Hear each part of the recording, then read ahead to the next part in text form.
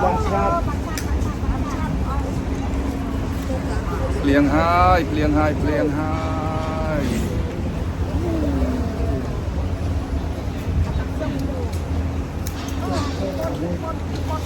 ชบอันนี้ก็ยากแก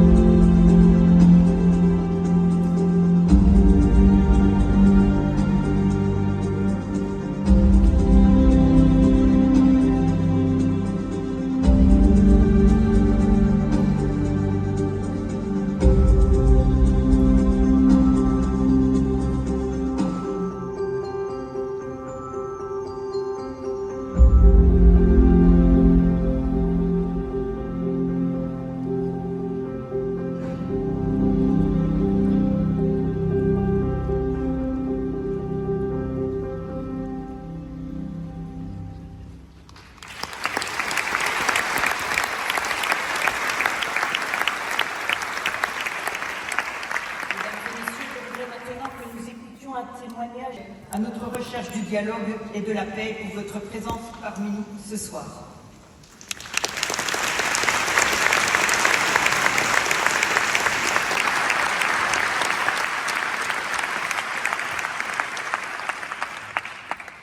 Mesdames et messieurs, en vos grades et qualités, je suis le plus grand rabbin, mais je vais vous dire combien nous sommes heureux et fiers de vous accueillir toutes et tous pour vos travaux. Et je veux remercier mes amis de la communauté de Sant'Egidio, Monsieur le Président, Monsieur le Fondateur, cher Andrea, pour cette initiative et vous dire l'immense fierté qui est la nôtre de vous avoir ici, de pouvoir réfléchir, venant de tous les continents, de toutes les religions et associant nos jeunesses. Cher Andrea, je vous prenais pour un ami.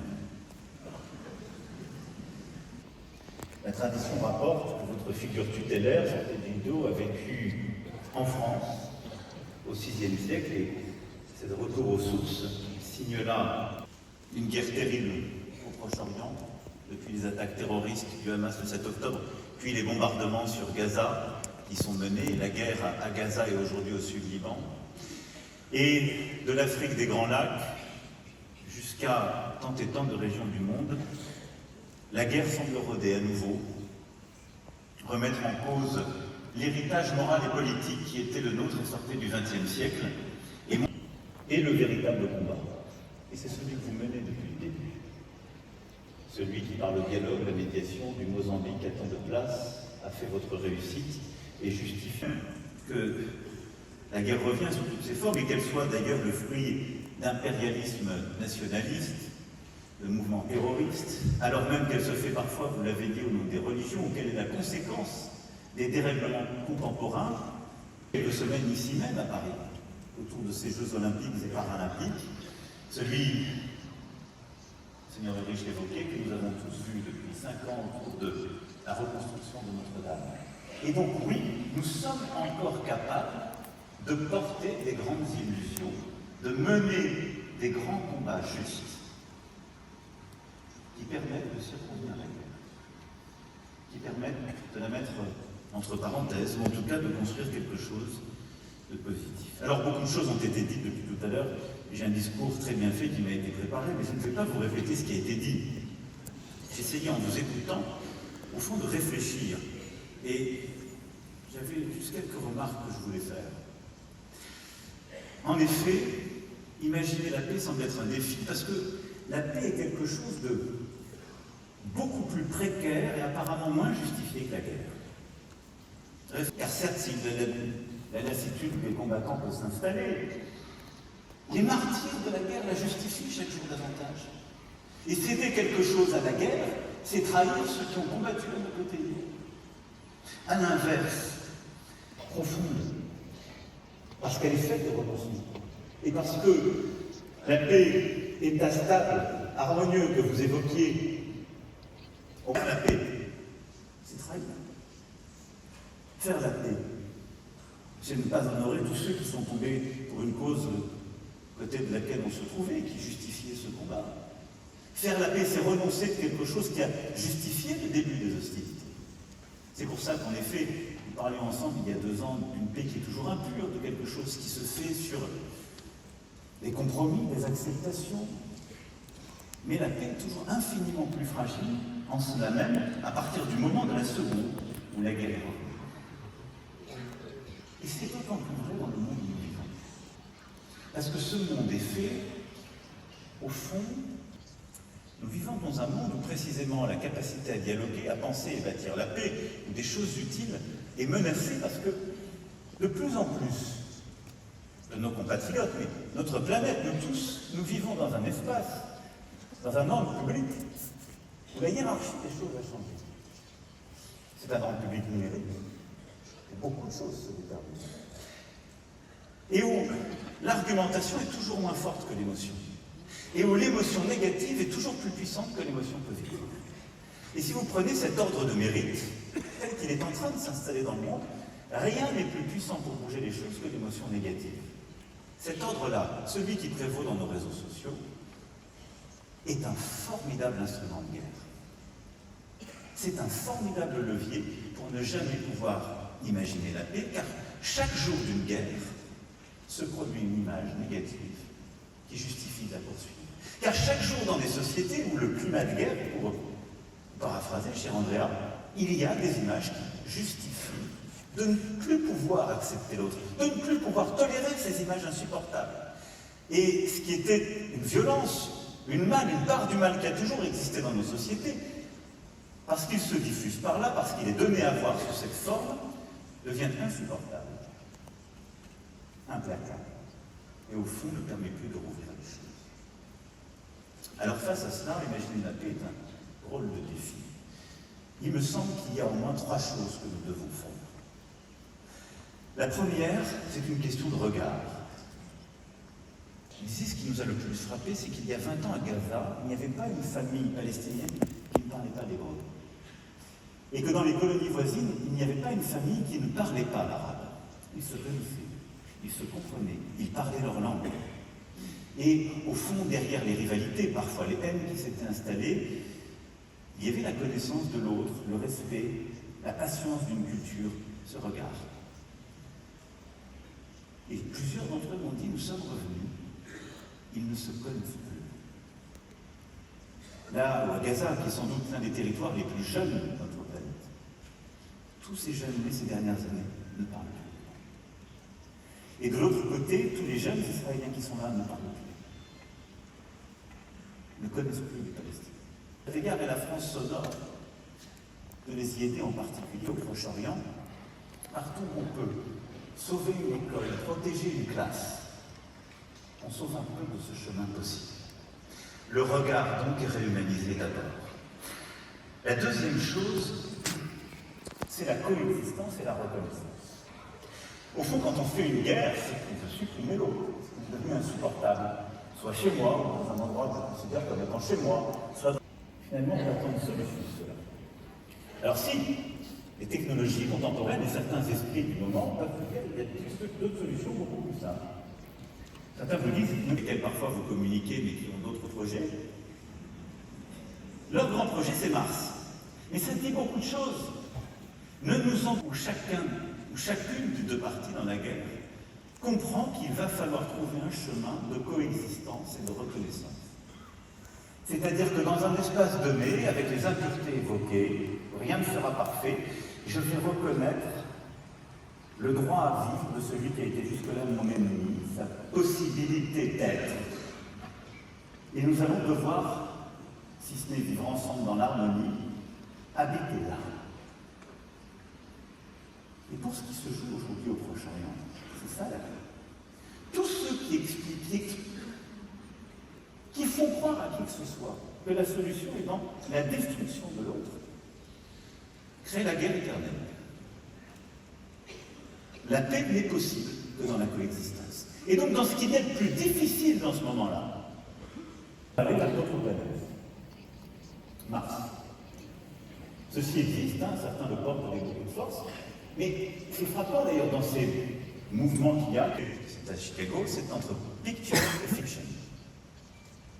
L'imagination est du côté de la fiction, c'est-à-dire une image qu'on invente, une capacité à avoir une médiation dynamique, poétique et la copie, quelque chose qui reproduit ce qui a déjà été et un élément de référence. Ce que je veux dire par là, c'est que...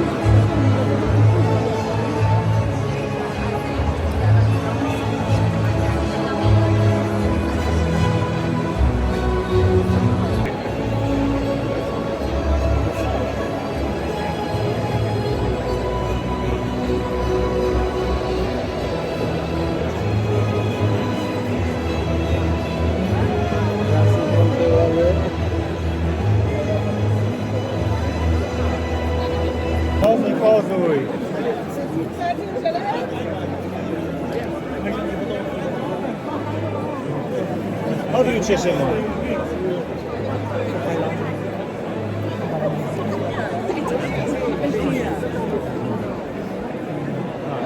Dobra, lecimy? Też.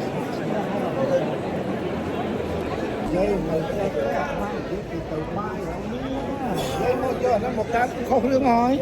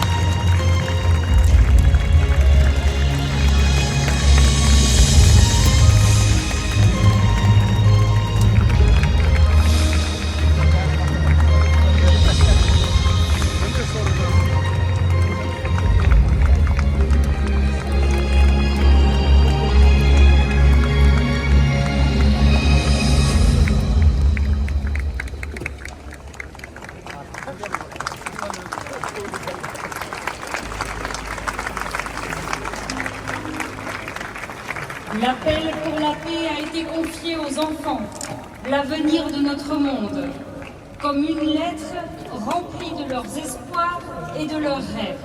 Les enfants ont porté cet appel à nous tous, qui représentons les peuples du monde, afin qu'ils nous inspirent tous à devenir des ambassadeurs de ce désir de paix.